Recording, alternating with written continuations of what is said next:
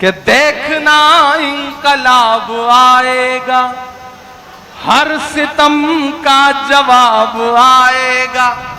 कुछ तो मीडिया को भी मसाला देना जरूरी है ना, कि देखना इंकलाब आए। सब छोड़ दो, शिक्षा पे कल कुछ नहीं छपेगा, ये मिसरे छपेंगे, आप देखिएगा। कि देखना इंकलाब आएगा, हर सितम का जवाब आएगा। अच्छे दिन का किए थे जो वादा। अस्सलामु अलैकुम भाई लोग, कैसे हैं? उम्मीद करते हैं कि आप लोग ठीक ठाक से होंगे। आज जो है हम इमरान प्रताप गिरी साहब का मुशायरा फिर से लाए हैं और आप लोगों से गुजारिश है कि आप लोग इमरान प्रताप गिरी का मुशायरा सुने और हम भी आपके साथ साथ सुनते हैं और हमारे वीडियो को अपने दोस्तों तक शेयर करें और वीडियो को करते हैं कि देखना इंकलाब आएगा, हर सितम का जवाब आएगा। कुछ तो मीडिया को भी मसाला देना जरूरी है ना, कि देखना इंकलाब आए। सब छोड़ दो, शिक्षा पे कल कुछ नहीं छपेगा, ये मिसरे छपेंगे, आप देखिएगा। कि देखना इंकलाब आएगा, हर सितम का जवाब आएगा। अच्छे दिन का किए थे जो वादा, अच्छे दिन का किए थे जो वादा, उनका दिन भी खराब आएगा। आखिर में डरना बंद करो। हुकूमत ये दिखाना चाहती है कि तुम्हारी चूड़ी टाइट कर रहे हैं, इसलिए लोग खुश हो रहे हैं। एक तबका है ना जो इस बात पे खुश है कि तुम्हारी चूड़ी टाइट हो रही है। नहीं, डरना बंद करो। एक बुरा दौर आया है, टल जाएगा। वक्त का क्या है, एक दिन बदल जाएगा। आपसे बस इतना कह रहा हूं कि सामाजिक न्याय की लड़ाई में ही नहीं बल्कि जिंदगी के हर मोड़ पर शिक्षा का जो महत्व है, उस महत्व को समझना पड़ेगा। अपने बच्चों को पढ़ाने का जज्बा पैदा करिए और ये 4 मिसरे मेरे घर लेकर के जाइए कि इस तरह हौसले आजमाया करो, मुश्किलें देख कर मुस्कुराया करो, मुश्किलें देख कर मुस्कुराया करो। दो निवाले भले कम ही खाया करो, अपने बच्चों को लेकिन पढ़ाया करो, अपने बच्चों को लेकिन पढ़ाया करो। शिक्षित होइए, संगठित होइए। कभी डॉक्टर बाबा साहब अंबेडकर ने कहा था ना कि शिक्षा वो शेरनी है कि जिसका दूध जो कोई भी पिएगा वो दहाड़ेगा। तो अगर दहाड़ना चाहते हो, समाज में इज्जत के साथ रहना चाहते हो, तो शिक्षित बनो। बिना शिक्षा हासिल किए, बिना पढ़े, इसलिए मत पढ़ो कि नौकरी मिल जाएगी। सिर्फ नौकरी का मकसद बना के मत पढ़ो, इसलिए पढ़ो कि समाज में इज्जत के साथ जीना है। और अगर किसी के साथ जुल्म हो रहा है, वो कोई भी हो, वो दलित हो, पिछड़ा हो, आदिवासी हो, महिलाएं हो, युवा हो, अगर उनके साथ जुल्म हो रहा है तो अपने इल्म का इस्तेमाल उस जुल्म को रोकने के लिए करो। अल्लाह के रसूल ने कहा है ना कि इल्म हासिल करो चाहे चीन तक जाना पड़े। तो चीन जाने से मुराद मुझे लगता है उस दौर में यही थी कि कितनी भी मुश्किल आए, कितना भी दूर जाके इल्म हासिल करना पड़े, लेकिन इल्म हासिल करो और डरना बंद करो। आखिर में डरना बंद करो। हुकूमत ये दिखाना चाहती है कि तुम्हारी चूड़ी टाइट कर रहे हैं, इसलिए लोग खुश हो रहे हैं। एक तबका है ना जो इस बात पे खुश है कि तुम्हारी चूड़ी टाइट हो रही है। नहीं, डरना बंद करो। एक बुरा दौर आया है, टल जाएगा। वक्त का क्या है, एक दिन बदल जाएगा। बदल जाता है वक्त। और जो डराने की साजिशें लेके बैठे हैं, उनसे बस इतना कह के जाता हूं कि मत समझना डराने से डर जाएंगे। मैंने कहा ना, मैं पीर अब्दुल हमीद की सरजमीन पे खड़ा हूं। मैं ब्रिगेडियर उस्मान से लेकर के डॉक्टर मुख्तार अंसारी की सरजमीन पे खड़ा हूं। मैं राम उग्रह पांडे की सरजमीन पे खड़ा हूं। तो ये मिसरे पढ़ के जाता हूं कि मत समझना डराने से डर जाएंगे, खालिद अमीर साहब ने हमें चाय तक नहीं पिलाई है अभी, लेकिन आपको नाश्ता कराने जा रहे थे। ये कमाल है खालिद अमीर साहब का कि स्टेज पर चाय, अच्छा चाय नहीं पिलाई तो चलो ये काम तो ठीक ही किया, चाय वाला कोई मसला न रह जाए तो ज्यादा ठीक है। देखिए मैं तो आजकल एक काम करता हूं विश्व विजय भाई, तो राजनीतिक आदमी है, कभी कभी इस तरह की टिप्पणियां भी जरूरी है कि मैं कहीं किसी होटल पे, किसी ढाबे पे या किसी भी बच्चे को चाय ला करके सर्व करते हुए देखता हूं तो मैं कोशिश करता हूं कि उसे ले जाके किसी स्कूल में एडमिशन दिलाऊं ताकि वो आगे चल करके मुल्क का भविष्य ना खराब कर सके, वो पढ़े लिखे ताकि। के मत समझना डराने से डर जाएंगे, गाजीपुर के खून का जो उबाल है ना, जो इस मिट्टी का तेवर है ना, जो सरहदों की हिफाजत में खड़ा हुआ गाजीपुर का कोई भी लाल इस बात की परवाह नहीं करता कि सामने टैंक है या पैटर्न टैंक है या कौन है, वो अपनी जान की बाजी लगा करके भारत की सरहदों की हिफाजत करता है। मैं उस मिट्टी में खड़ा होकर के आखिर में आपको पुकारता हूं और ये मिसरे पढ़ता हूं, आपकी तालियों के शोर के साथ विदाई मांगता हूं कि मत समझना डराने से डर जाएंगे। अपनी बातें कहना सीखिए, पढ़िएगा तो अपनी बातें कहना भी सीखिएगा। कौन सी बात कहां कैसे कही जाती है, ये सलीका हो तो हर बात सुनी जाती है। मैं जब आया मेंबर ऑफ पार्लियामेंट बनके तो मैं ओथ लेने गया तो मैंने हिंदी में शपथ ली। तो उस समय तत्कालीन उपराष्ट्रपति थे वेंकैया नायडू जी, उन्होंने मुझे बुलाया अपने चैम्बर में और बुला के मुझसे कहा कि मैंने बहुत दिन बाद किसी युवा को इतनी शुद्ध हिंदी बोलते हुए देखा। तो मैंने कहा सर मैं हिंदी साहित्य का विद्यार्थी हूं। तो वो और चौंके, बोले तुम तो शायर हो। मैंने कहा ये कितना खूबसूरत कॉम्बिनेशन है कि मैं इलाहाबाद विश्वविद्यालय में गंगा और जमुना के तट पर बैठ करके मैंने शायरी और कविता लिखनी सीखी है। जहां संगम होता है जो नदियों का, वहां पे साहित्य का संगम होता है। मैं उस मिट्टी से आया हूं, इसलिए इस सरकार की सारी खुराफातें समझता हूं और उसको इसी भाषा में जवाब देने का हुनर भी जानता हूं। एक दिन महिला सशक्तिकरण पे बात हो रही थी तो मैं खड़ा हुआ बोलने के लिए, तो मैंने कहा यत्र नार्यस्त पूज्यन्ते रमन्ते तत्र देवता। जब मैंने संस्कृत का सूत्र वाक्य सुनाया तो भाजपा के एक नेता बाद में मुझे सदन खत्म होने के बाद मिले, बोले इमरान आप संस्कृत का श्लोक सुना रहे हो। मैंने कहा इसमें कौन सा कमाल है भाई, मैं हिंदी साहित्य का पढ़ा हुआ हूं।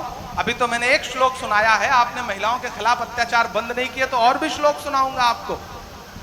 तो आपको शिक्षित इसलिए भी होना है कि दुनिया को समझने के लिए पढ़ोगे नहीं तो कैसे आगे बढ़ोगे। इसलिए मेरी गुजारिश है भाइयों और खास तौर से युवा साथियों कि अपनी मंजिलें तय करो, पढ़ो और डरना बंद करो और हुकूमतों से ये कहो कि मत समझना डराने से डर जाएंगे, मत समझना डराने से डर जाएंगे, अब के सारी हदों से गुजर जाएंगे। तैयार रहना तालियां आप बजाने के लिए, जो अगले दो मिसरे हैं उस पर गाजीपुर की आवाम के लिए कहे गए मिसरे हैं वो कि मत समझना डराने से डर जाएंगे, अब के सारी हदों से गुजर जाएंगे, मौत के नाम का खौफ देता है क्यों। तैयार रहिएगा कि मौत के नाम का खौफ देता है क्यों, मौत जिस रोज आएगी मर जाएंगे, मत समझना डराने से डर जाएंगे, अब के सारी हदों से गुजर जाएंगे, कि हमने जमजम दिया आबे गंगा दिया, हमने जमजम दिया आबे गंगा दिया, तुमने भारत को दंगा ही दंगा दिया। और अगले जो दो मिसरे हैं जिन्होंने अब तक हाथ नहीं खोले होंगे उन्हें भी कसम देता हूं, अगर तालियां रोक पाइएगा तो रोकिएगा, कि हमने जमजम दिया आबे गंगा दिया, तुमने भारत को दंगा ही दंगा दिया। तुमने एक रंग के ख्वाब देखे मगर, तुमने एक रंग के ख्वाब देखे मगर, हमने हिंदुस्तान को तिरंगा दिया।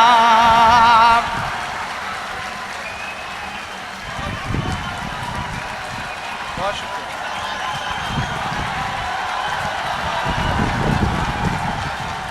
बहुत शुक्रिया। हमने जमजम दिया, आब गंगा दिया। जब जब मुझे लगता है कि आप थक गए तब तब आप मुझे गलत साबित कर देते हैं कि हमने जमजम दिया, आब गंगा दिया। तुमने भारत को दंगा ही दंगा दिया। तुमने एक रंग के ख्वाब देखे मगर, हमने हिंदुस्तान को तिरंगा दिया। ये तिरंगा बदन पर लपेटे हुए, ये तिरंगा, कल मैं याद रह जाऊं तो इन मिसरों से आपको याद रह जाऊं कि ये तिरंगा बदन पर लपेटे हुए एक दिन इस जमीन में उतर जाएंगे। मत समझना डराने से डर जाएंगे, अब के सारी हदों से गुजर जाएंगे। ये तिरंगा बदन पर लपेटे हुए एक दिन इस जमीन में उतर जाएंगे। और ये मिसरा सुनिएगा कि ख्वाब तू देखने लग गया कौन से, तेरी ख्वाहिश है अब सब रहे मौन से।